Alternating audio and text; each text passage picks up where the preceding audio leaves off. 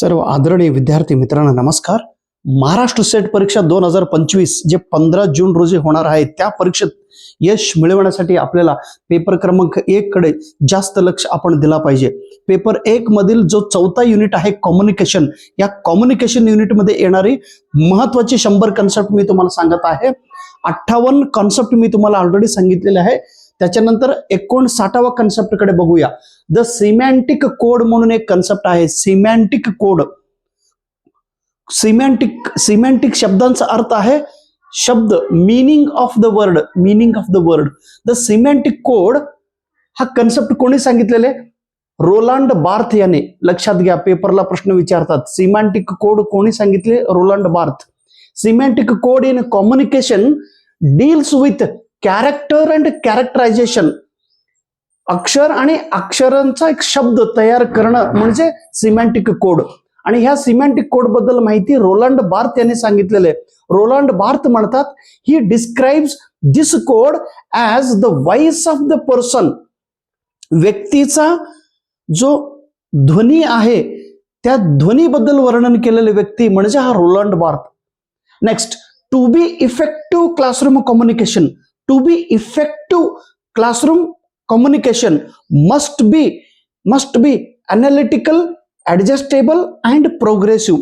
वर्ग खोल्यामध्ये परिणामकारक कम्युनिकेशन होण्यासाठी शिक्षकाने काय केलं पाहिजे? जो विषय आपण सांगणार असतो तो विषय अनालिटिकल, म्हणजे अनालिटिकल विश्लेषण करत राहणे, त्याला अनालिसिस करत राहणे. त्यानंतर ऍडजस्टेबल, कधी कसं सांगायचं माहिती ते त्यांच्या लक्षात पाहिजे. आणि त्यानंतर प्रोग्रेसिव्ह, छोटा घटक त्यानंतर मोठा घटक त्यानंतर मोठा घटक त्यानंतर मोठा घटक असं सांगत जाणे. हे तिन्ही घटक असेल तरच त्याला क्लासरूम कम्युनिकेशन इफेक्टिव्ह पद्धतीने होणार आहे. अनालिटिकल, ऍडजस्टेबल आणि प्रोग्रेसिव्ह. आता मॉडर्न कम्युनिकेशन टेक्नॉलॉजी, जे सध्या आधुनिक संप्रेषणाचा जो तंत्रज्ञान आहे, modern communication technology has converted words into time, money and power.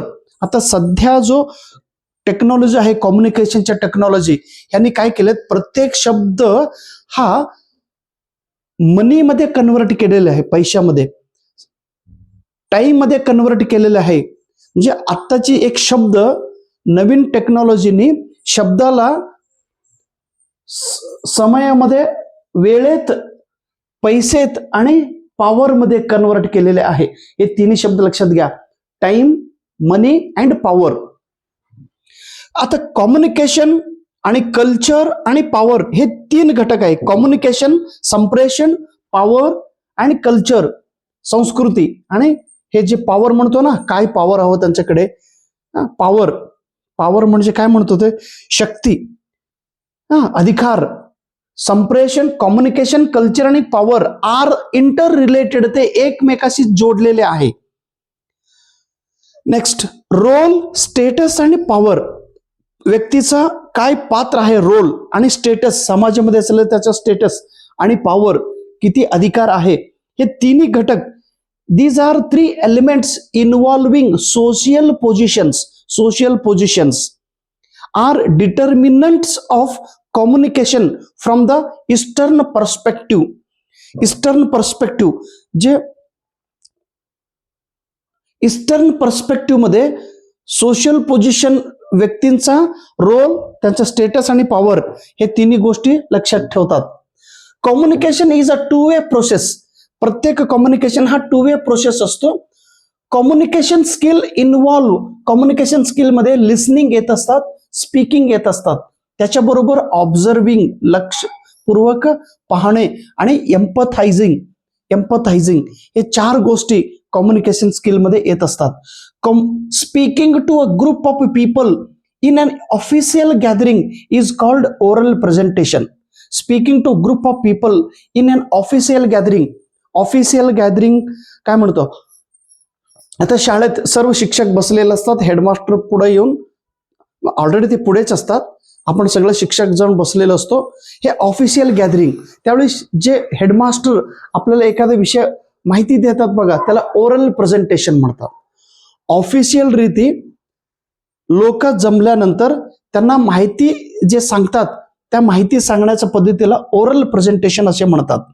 अँबिग्विटी म्हणजे एका शब्दांचा अनेक अनेक अर्थ निर्माण होत असतो. अँबिग्विटी शुड बी अवॉइडेड.